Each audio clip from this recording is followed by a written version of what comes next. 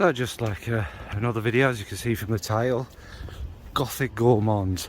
I know you're thinking he's really stretching here and he's running out of ideas, but no, I know I did a fruity video quite recently, but I thought, you know what, these do go together quite well, don't they, actually? And it's my video. But no, not really, but do you know what I mean? It's like food is a very kind of sensual and kind of seductive and can be quite dark, and so yeah, my Gothic Gourmands video. I'll get started. So first up is kind of, yes, an obvious one. That's Gourmand's Le Petit Robe Noir. It's the Black Perfecto, the cherry and leather one in it. Now again, it's got this just kind of, as we all know, leathery kind of, you know, tall person in a leather jacket, maybe some purpley or red burgundy lipstick, kind of striking makeup, and they're just sat across you in the graveyard, just, you know, picking out little black cherries, little dark sumptuous cherries out of a little punnet, and watching it dribble down their chin and onto that lovely leather jacket. I could say, I mean, it's not that sort of video. I want you to come over there and lick the cherry juice off their thigh length boots, but we don't go there, we don't talk about things like that. But yeah, it basically is that kind of a fragrance, isn't it? It's very dark, it's very big, it does get very black. There are notes in there to kind of smooth it out. I think there is iris in that, isn't there? But it's the cherry and there's a raspberry in there, so it's that sumptuous dark kind of feel to it. These aren't going to be greatly long, so that is Gourmand's Black Perfecto Le Petit Robe Noir. Next is one I don't talk about too much. It's not that dark, despite the name, and that is Purple Gourmand. Now, that's from Pocket Sense, which is a small indie British brand. This is, it's sweet. Not too sweet, but it's sweet.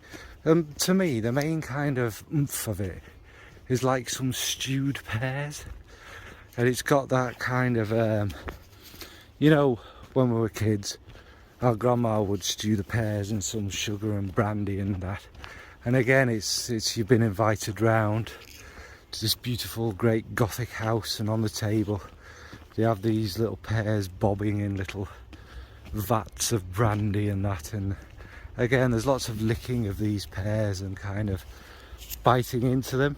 Now, the thing about Purple Gourmand is it is like biting into a kind of semi-gourmand, candied kind of pear.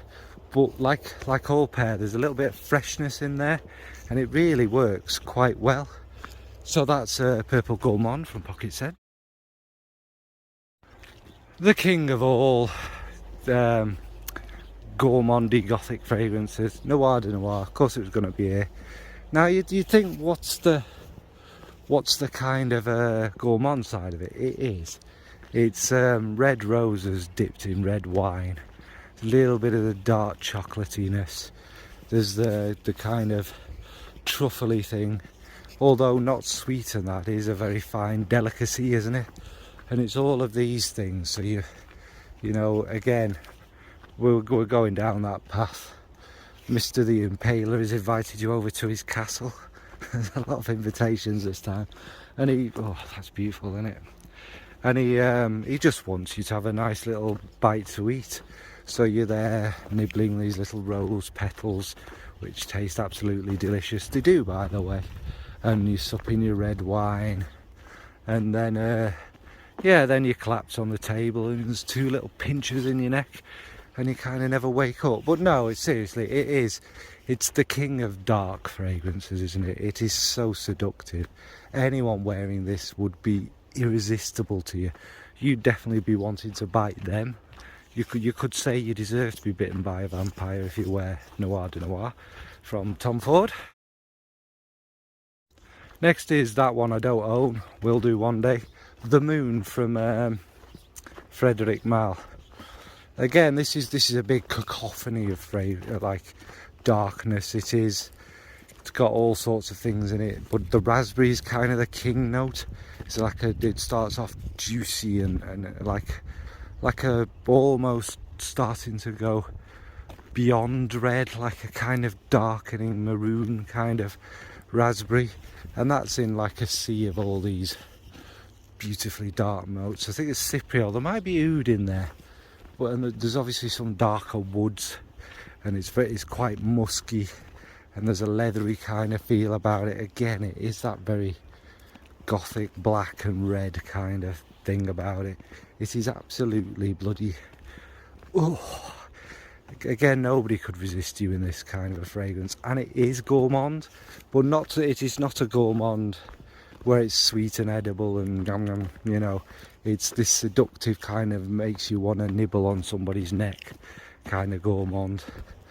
And the raspberry element is good enough to want to be licking kind of thing. Obviously don't lick your fragrances. So that's the Moon from Frederic Malle. Next is from Killian, and that's Back to Black.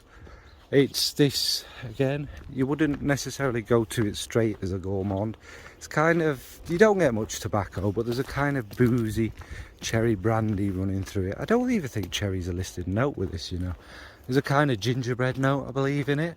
You get a little bit of, yeah, and it's honey and tobacco, not honey, tobacco, and that kind of gives it this sumptuous kind of beauty about it.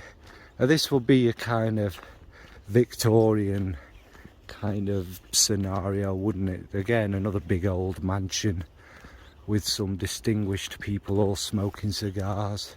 You see that woman across the room, she's smoking on a nice big thick pipe, giving you the eye in a long scarlet dress with a little bit of her ankle showing, and you can just about see a garter through that dress. It's semi kind of what's the word, semi see-through, and this kind of smell is beckoning you across to go and sniff her and nibble on her. There's a lot I apologise for the amount of nibbling. So that's Back to Black from Killian.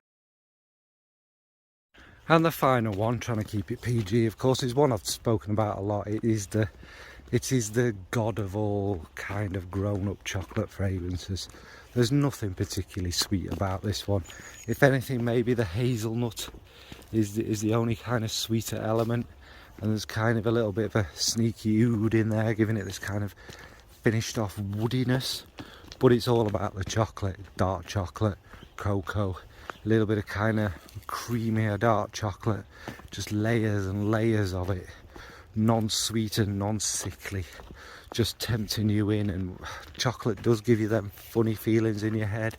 And again, this is my, you know, purple-haired biker lass in a leather corset and a nice leather skirt, and she's come over, she's put some chocolate sauce on her thighs, and as you kind of as you're kind of there checking it out and tasting that lovely sauce, you're dropping little crumbs of chocolate buttons in your mouth, and you just, oh, it's just beautiful. And again, it's got that darkness that we kind of require for this.